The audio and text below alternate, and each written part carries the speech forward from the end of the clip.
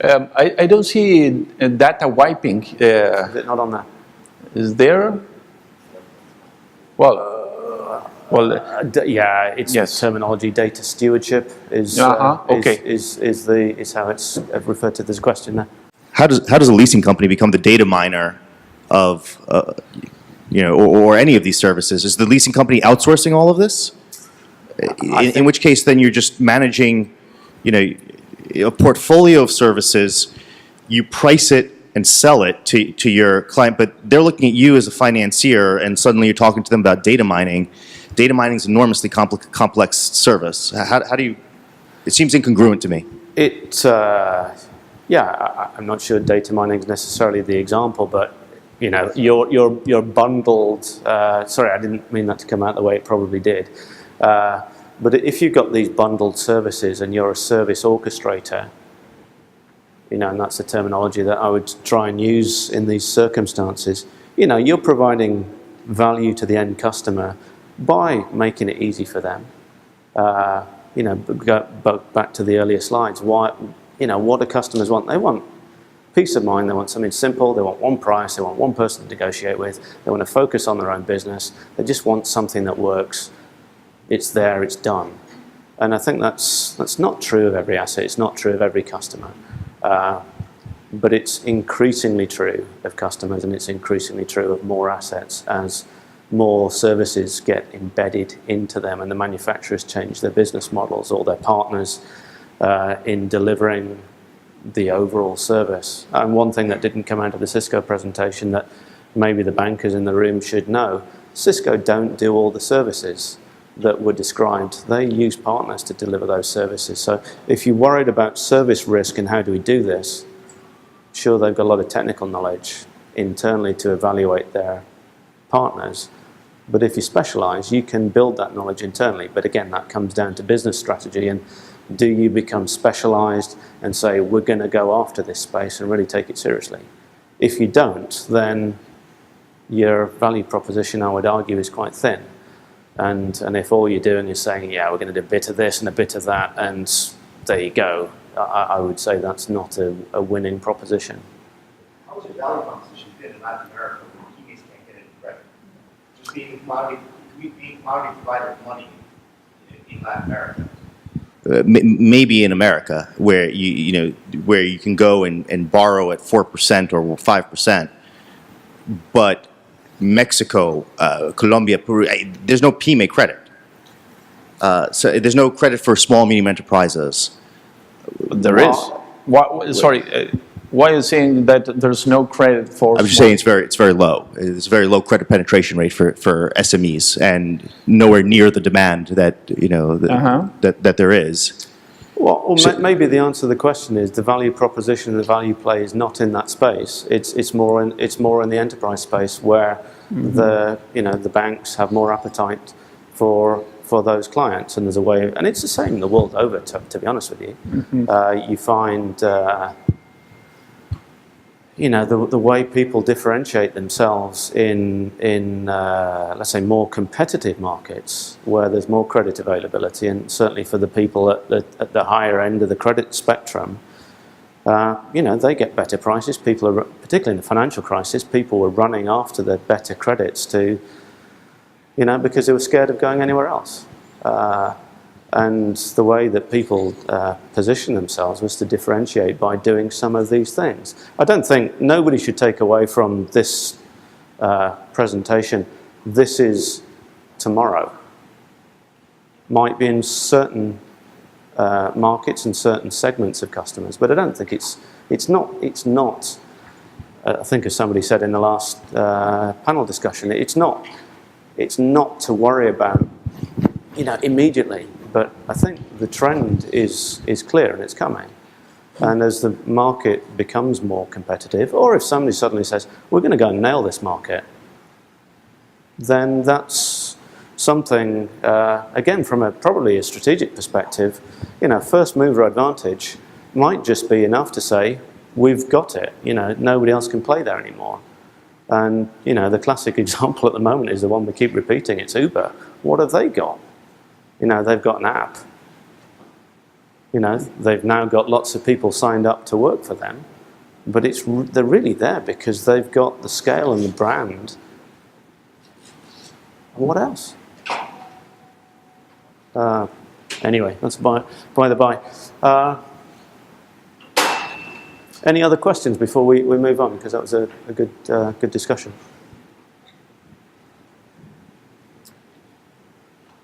Okay, so what might this mean? We've already talked about some of this just now and earlier, in fact. You know, the asset increasingly is the gateway to these services. And this is, I suppose, it's even more important for the manufacturer and for people in the vendor finance world. But it's also true that you want to retain these customers. You want to make sure they're coming back to you after the cycle. Or at the end of the primary period, they're continuing to use your services. You know, might come to the end of 3 years or 5 years and, okay, now what? On a finance lease or an HP, that's it, the customer's got it. That's potentially the end of your relationship with the client. Certainly if the intention was always to continue with that asset for longer than the initial period. And you know, if you look at the attach rate of services on operating leases after the end of the primary term and the customer retention that you have with an operating lease vis-a-vis, well, obviously cash, but also a finance lease, the differences are immense. You know, I recall a few years ago I was working with a transportation company, and they were so proud that they had such a huge market share of their trucks running around the roads of Europe. And I just rather provocatively asked the question, you know, how many of these trucks are you making money from today?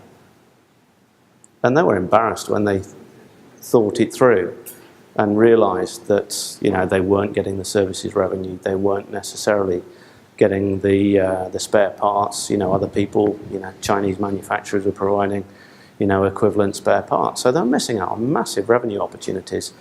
And it was, you saw the penny drop is an English expression, and suddenly they're, oh my God.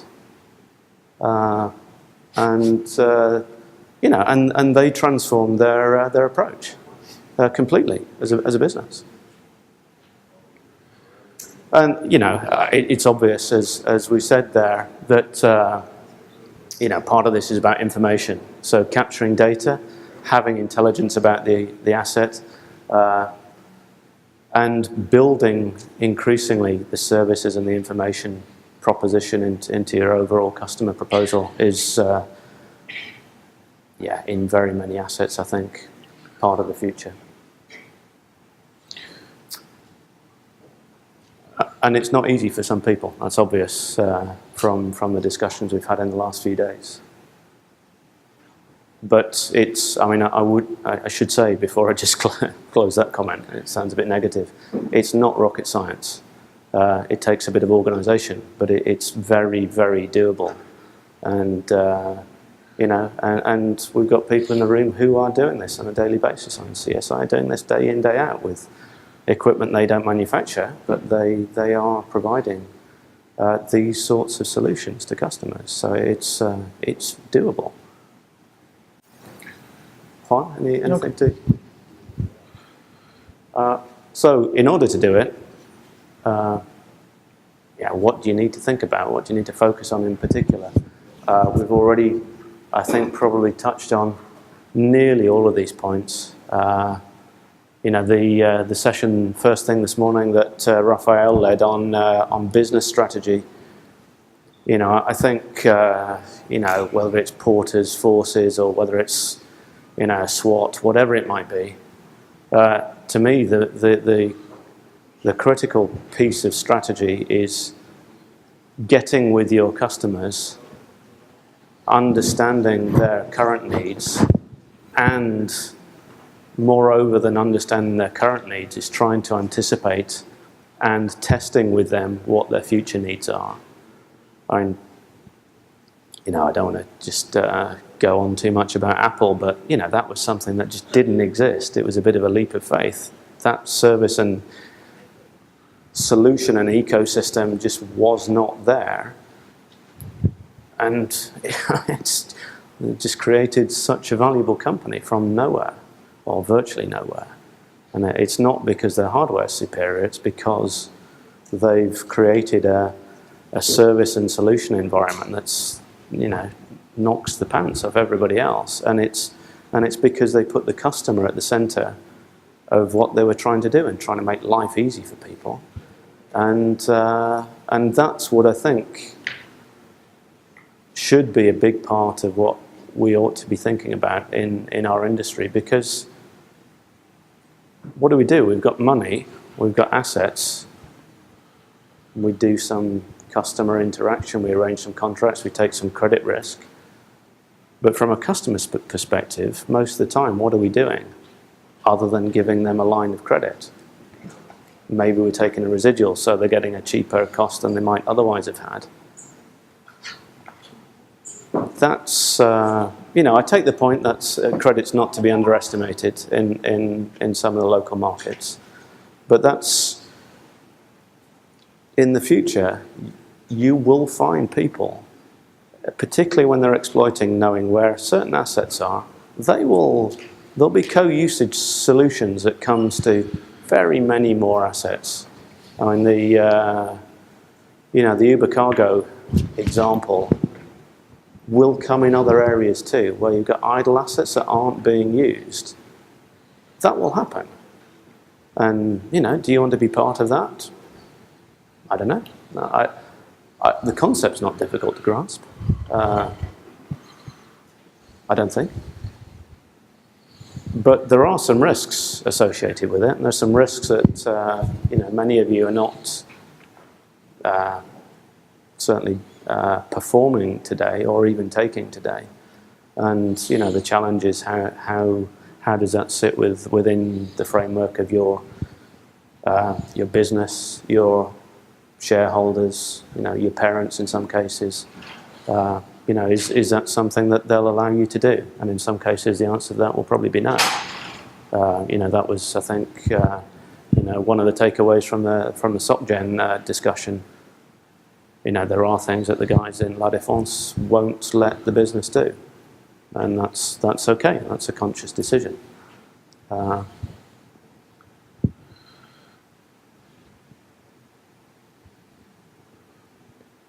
Okay, so some more potential consequences. You know, just really talk to the first bullet there. You know, what choice do you have? What can you do? You can perform some of these services yourself. You can orchestrate or coordinate, bundle, bring them all together, make it happen. And if you don't, what's going to happen? You know, maybe the market's a huge market and you're happy with the space that you're playing in and the niche that you're playing in, that's okay.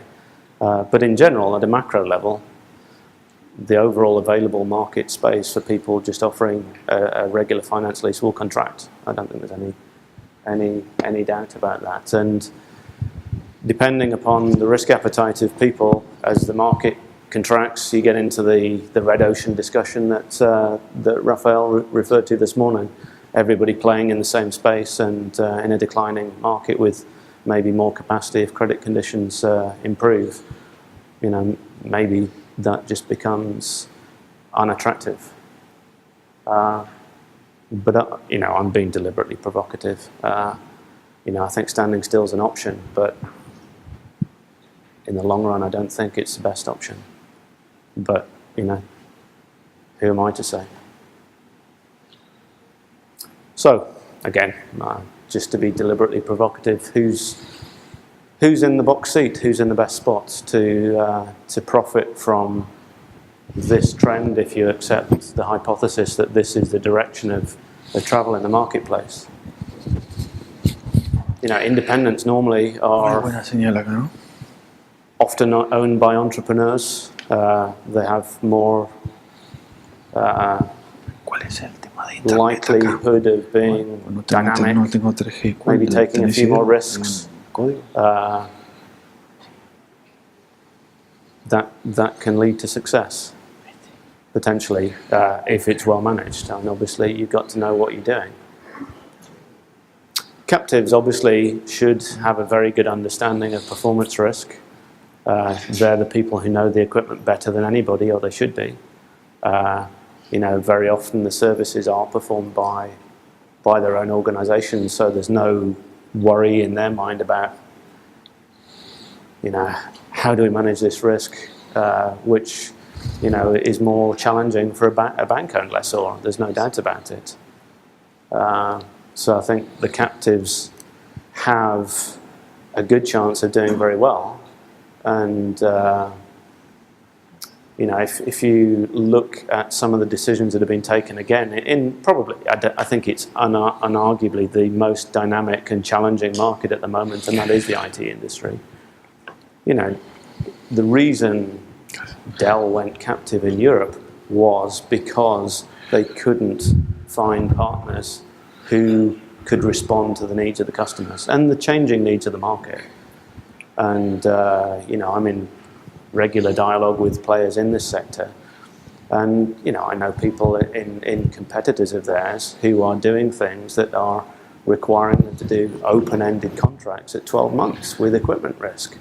And they're, they're thinking about how to manage the risks and are they comfortable with that? And they have the advantage of making the services margin and making big margins on the hardware in some cases. As a third party, as a finance house, you don't have access to those sorts of margins. So that, I think it's hard to compete. It's an unfair playing field in a sense. So I think the captives have some natural inbuilt advantages. But I must say, not every one of them is capitalizing on this, and some of that is to do with scale. It might be because they're distant and they're huge organizations. So I wouldn't be despondent and disillusioned because not all of them behave like a Cisco or a Dell. There's plenty of other markets where I think there's still a great opportunity to play in this space and beat them to it. And obviously, from a banking perspective, you have advantages that some of these other guys don't have. And typically you'll have a very good distribution network. You'll be able to get to sectors of the market that the other players can't get to. We don't have Cisco to stand up and challenge me, but I know in Europe, they use partners in the SME space because it's not cost effective for them to operate in that domain. So, it's not all doom and gloom, and there are opportunities, and there are players who don't have massively strong balance sheets and are not able to fund their own hardware like some of the big players. So there will be opportunities, and I don't want to suggest that there's no room to play and compete, because there is. But I think my intention of this discussion is really just to raise awareness and to allow you to think about what might that mean for my business. Okay. 100%. Who already voted there? Wow. Bueno, la última de la noche. No, vamos a ver si esta vez funciona mejor. ¿Se acuerdan? A ver, el que tiene abierta la aplicación, ¿no? O lo van a poder poner más rápido. La idea es la siguiente. Ofrece su empresa servicios adicionales además del seguro. Por eso ya sabemos que es casi un given, un default, ¿no? Las opciones que van a tener es sí, no, planeamos ofrecerlo. Espero que haya muchos ahí, por lo menos. Y sí, sé que hay otros que dicen no podemos ofrecerlo. Interesante, aquellos bancos, aquellos que por alguna regulación no puedan estar ofreciendo servicios. Bueno, para ver ¿qué se puede hacer sobre ello, ¿no? A través de tal vez tercerizaciones, pero recuerden el tema de que, bueno, ustedes muchas veces están en el momento oportuno, o sea, ustedes manejan la oportunidad.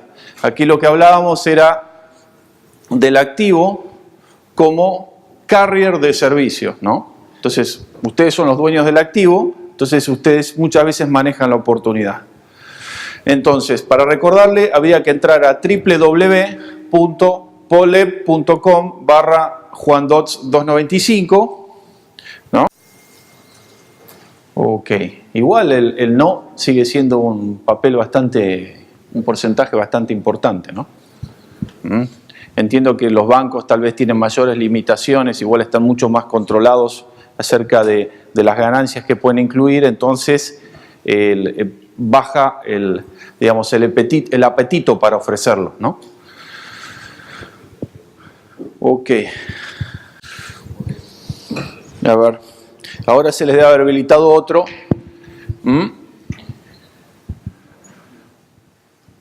En el cual pueden ingresar un texto, ¿no? ¿Qué servicios ofrecen?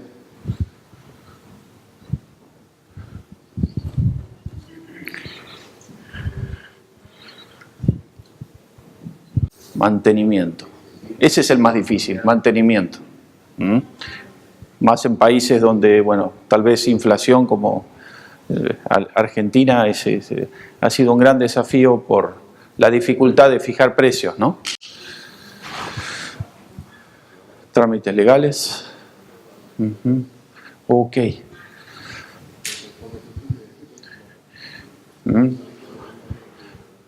Ok. Parece, bueno, que una gran cantidad de los servicios que estaban listados, no figuran en su menú. O sea, no veo asset tracking o GPS, ¿no? Aunque sé que algunos de nuestros clientes sí lo ofrecen, ¿no?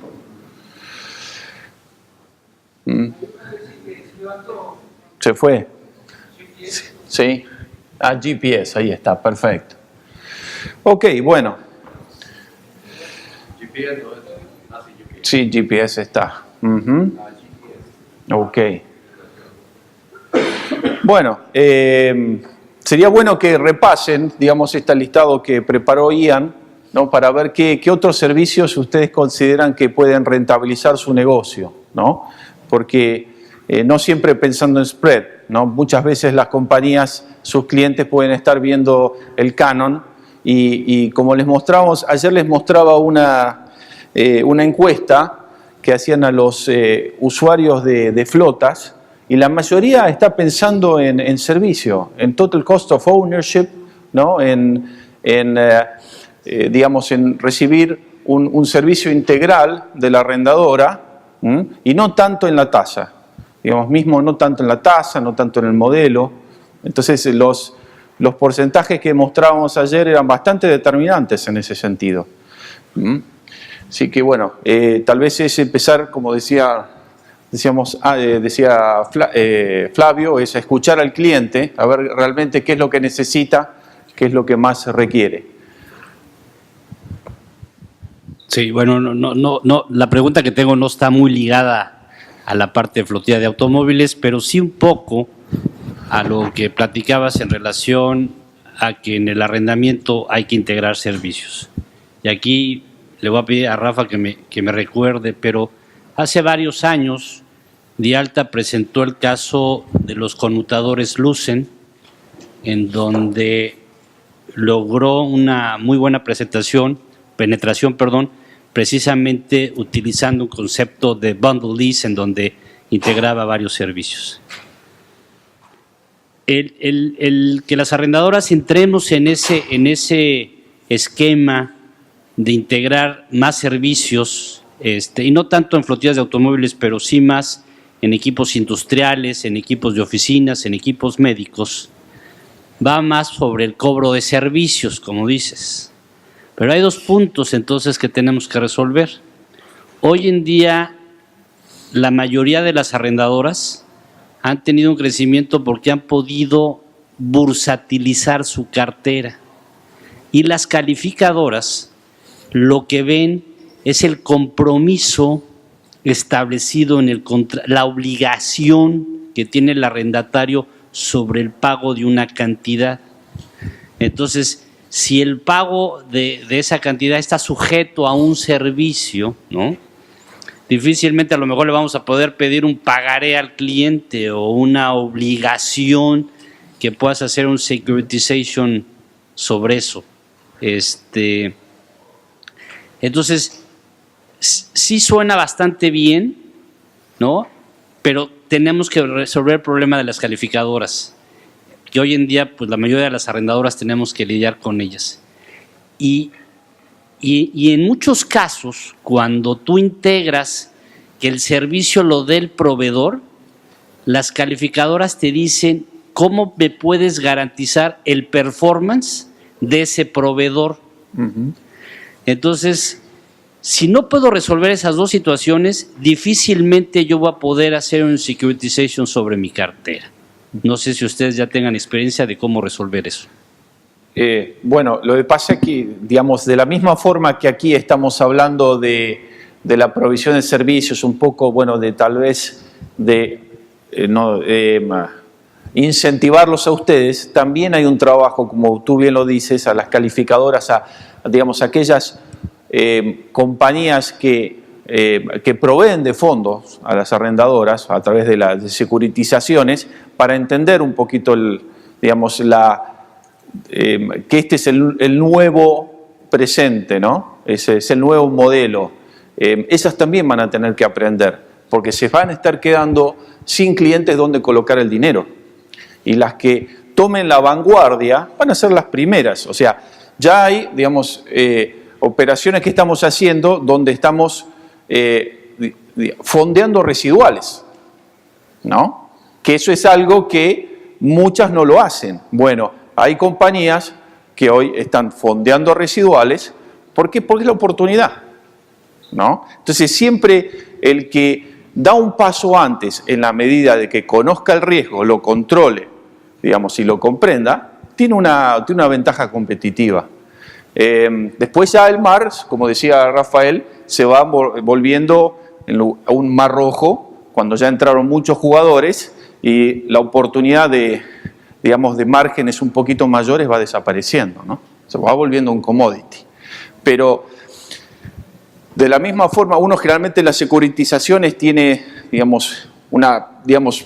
a veces lo estratifica, ¿no? Y es probable que, bueno, uno diga, bueno, si yo tengo contratos de rental que incluyen servicios, en lugar de securitizar el 100% de la cartera, tal vez deberé securitizar el 80%, el 70%, ¿no? Pero justamente va a haber tal vez una necesidad de equity mayor, pero al mismo tiempo ese flujo contiene un componente de servicios que antes no lo tenías y que es algo que no requieres descontarlo al principio porque no es una compra de un activo, sino es una prestación de servicios a dar.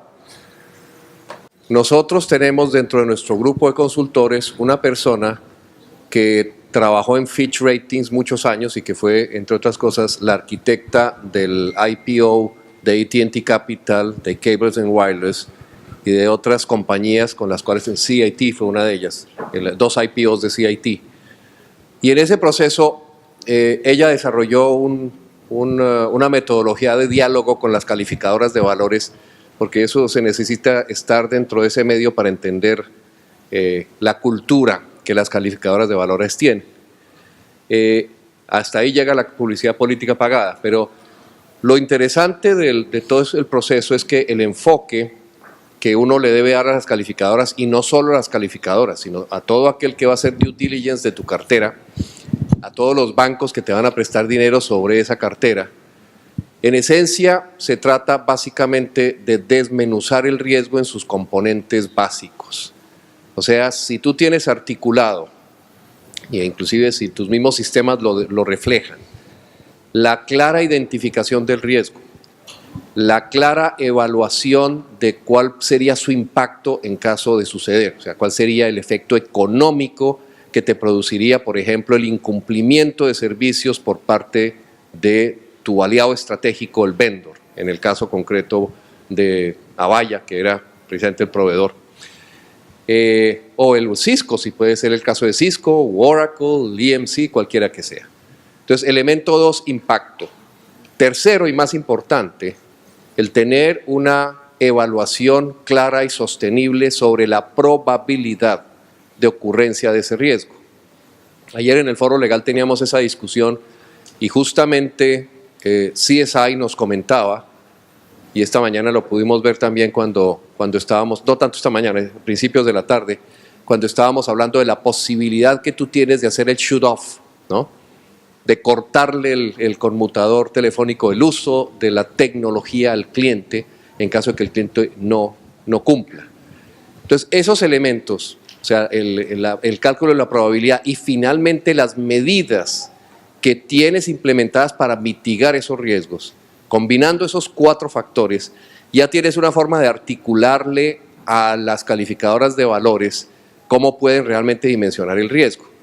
Porque si uno se pone a pensar, ok, yo estoy sacrificando nuestra Hell or High Water, que a eso va a ese punto, yo estoy sacrificando el derecho que tengo de cobrar incondicionalmente la suma de dinero que el cliente se comprometió a pagar. Porque cuando está metido de por medio la probabilidad o la posibilidad de que el proveedor del servicio incumpla, ahí es donde se me cae ese supuesto de que voy a recibir ese pago.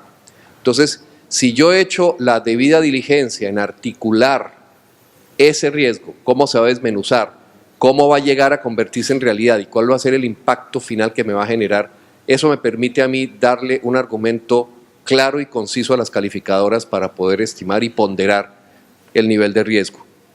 Esto es realmente lo que podíamos anotar en eso, implica un poco de trabajo, pero en realidad si te pones a pensar, es lo mismo que pasa con la Hell or High Water. O sea, cuando tú tienes Hell or High Water, entonces dicen, ok, entonces hoja de chequeo, ¿es la obligación del cliente incondicional? Sí, entonces pase a lo siguiente, ¿cuál es la solvencia del cliente? ¿No? El riesgo de crédito del cliente. Entonces aquí más o menos vamos a llegar a una etapa de que antes de hacer el check en ese proceso, vamos a tener que evaluar esos 4 elementos inherentes del riesgo. Y por supuesto, ayer hablábamos de la necesidad de cuando uno está utilizando partners para la provisión de servicios, auditarlos, ¿no? Controlarlos, ver qué tan fuertes son y siempre tener un backup plan, ¿no? O sea, digamos, si uno está dependiendo de un proveedor de servicios único, irreemplazable, bueno, sí, ahí uno está en problemas, ¿no? Pero muchas empresas tienen obviamente en sus contratos ya establecidos la posibilidad de subsanar una falla de prestación de servicios, ¿no? Y muy importante eso. Bueno, muchas gracias a todos.